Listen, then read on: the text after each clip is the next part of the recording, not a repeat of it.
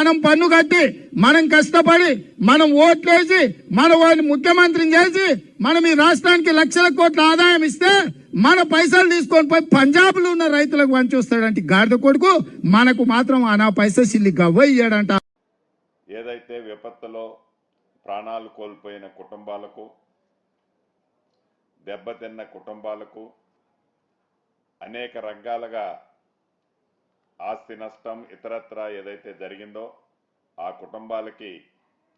ఈ రాష్ట్ర ప్రభుత్వ పక్షాన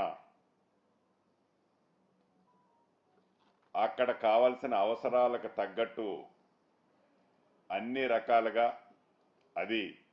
ఆర్థికంగా కావచ్చు, వైద్య రీత్యా కావచ్చు, విపత్తును ఎదుర్కొనే దాంట్లో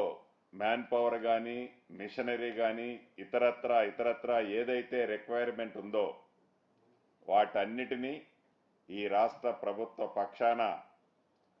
అక్కడ చీఫ్ సెక్రటరీ గారితో మిగతా ముఖ్యులతో మాట్లాడి తప్పకుండా ఈ ప్రభుత్వం నుంచి సహాయ సహకారాలు అందిస్తుంది అని మీ ద్వారా ఆ విపత్తులో చిక్కుకున్న